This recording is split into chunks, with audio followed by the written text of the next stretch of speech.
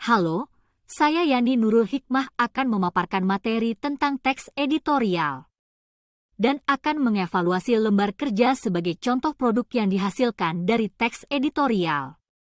Berikut kompetensi dasarnya. 3. Menganalisis struktur dan kebahasaan teks editorial. 4.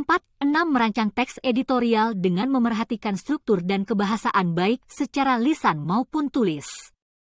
Indikator 3, 6, 1. Menganalisis struktur teks editorial. 3, 6, 2. Menganalisis kaidah kebahasaan teks editorial. 4, 6, 1. Menyusun teks editorial dengan memperhatikan struktur. 4, 6, 2. Menyusun teks editorial dengan memperhatikan kaidah kebahasaan.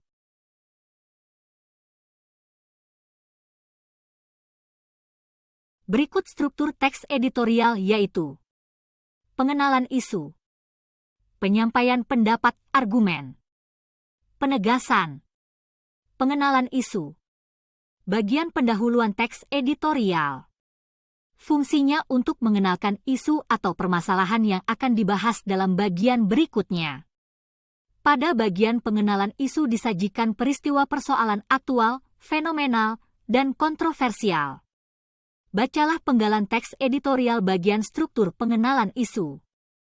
Penyampaian pendapat atau argumen. Bagian ini merupakan bagian pembahasan yang berisi tanggapan redaksi terhadap isu yang susah diperkenalkan sebelumnya. Bacalah penggalan teks editorial bagian penyampaian pendapat atau argumen. Struktur bagian penegasan. Bagian berupa simpulan, saran, atau rekomendasi. Di dalamnya juga terselip harapan redaksi kepada para pihak terkait dalam menghadapi atau mengatasi persoalan yang terjadi dalam isu tersebut. Bacalah penggalan teks editorial bagian penegasan. Pada bagian ini, penulis memberikan simpulan, saran, dan rekomendasi pada pembaca dan diselipkan harapan bagi pihak terkait, khususnya kementerian ataupun lembaga yang terkoordinasi yang melibatkan masyarakat untuk menerapkan hidup sehat. Berikut kebahasaan dalam teks editorial. Kalimat retoris adalah kalimat pertanyaan yang tidak ditujukan untuk mendapatkan jawabannya. Contoh, benarkah pemerintah tidak tahu Renaca Pertamina menaikkan harga? Kedua, kata-kata populer. Kata populer memudahkan bagi halayak untuk mencernanya, merasa rileks walaupun membaca masalah yang serius. Contoh, terkaget-kaget, pencitraan, menengarai.